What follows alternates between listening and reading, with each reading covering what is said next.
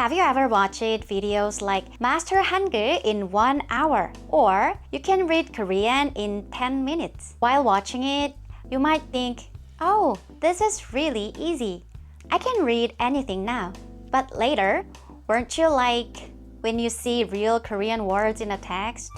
Wait, what is this character? Where is the vowel? Why does this look different from what I saw in the video? If this happened to you, I want to say this first. It's not your fault. Hi, I'm Youngsim. I help beginners learn Hangul and Korean in a simple, friendly, and practical way. I've seen my students struggle with exactly this problem. And here's the thing, those videos are not wrong either. I'm gonna show you that why this exactly happened and how to fix it. If you stay until the end, I also have a free gift for you. Well, Hangul really is a very logical and well-designed system. So yes, you can understand the basics of Hangul pretty fast. Some people may even feel like they can read Korean in 10 minutes. But here is the important part.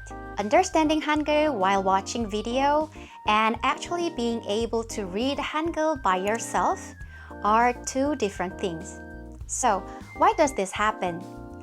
It's because you're not familiar with the structure of Hangul yet. In English or Spanish, you usually write letters in a line. But Hangul uses syllable blocks. So you need one more step. Once you know the consonants and vowels, you have to combine them inside one block. In Hangul, one consonant and one vowel come together to make one syllable. And that syllable is where real Korean reading begins.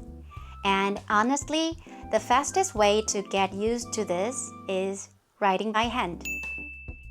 First, you need to get used to the structure. Hangul is built inside a block. And in Hangul, position matters. For example, 이응 has no sound at the beginning of a syllable, but as 받침 at the bottom, it sounds like 응, like ng in English. Of course, seeing many Korean words again and again can help.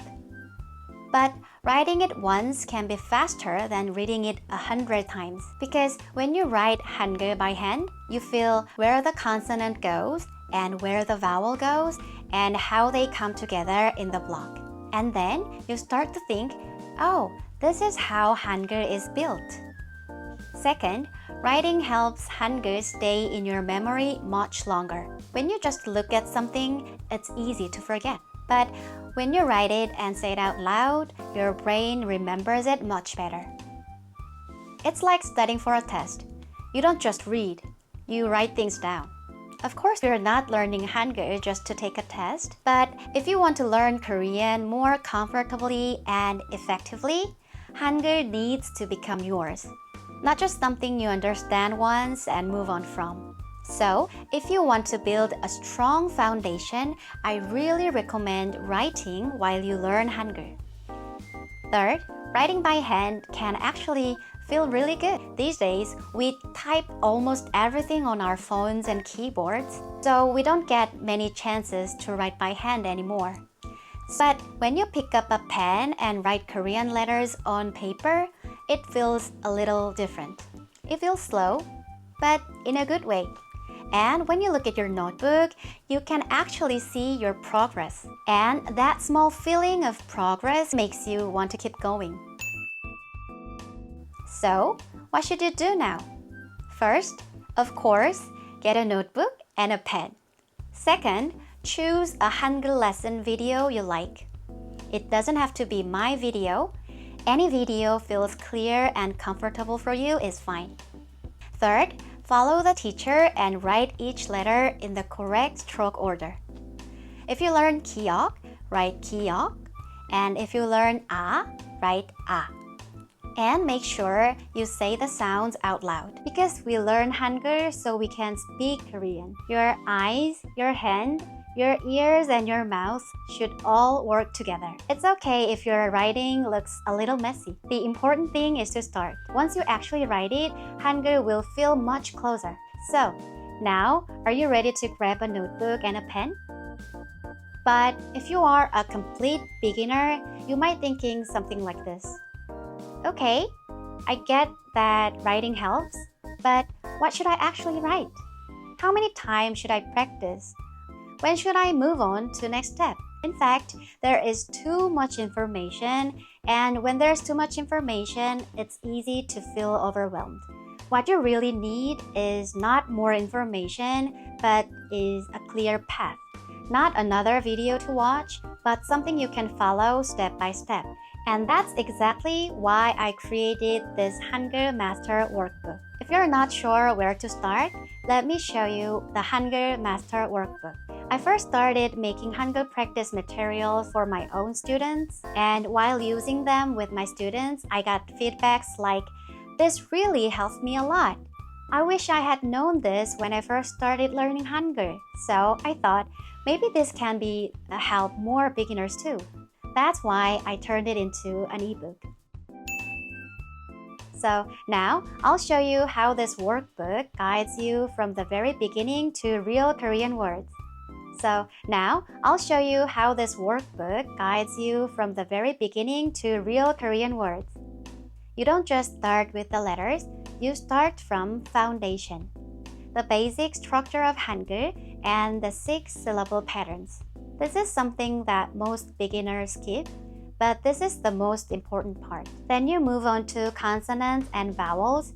You will learn their names, their sounds, and how to write them in the correct stroke order. Each letter also comes with simple words and clear illustrations, so you can see again and again how each consonant and vowel actually looks inside Korean words. I also added romanization so you don't feel pressured to read everything perfectly from the beginning. Next, you practice combining consonants and vowels. This is a very important step. You'll train yourself to build syllables the right way. After that, you practice writing syllables with 받침. This helps you understand where the final consonant goes inside the Hangul blocks and how it sounds when it is used as 받침. From there, you move on to real Korean words. At that point, you'll notice that Hangul doesn't feel unfamiliar anymore. It starts to feel like yours. Later in the workbook, there is a separate section for essential 받침 sounds rule, because many beginners find 받침 very difficult. Finally, you'll practice common everyday expression so you can finish your Hangul journey with usable Korean.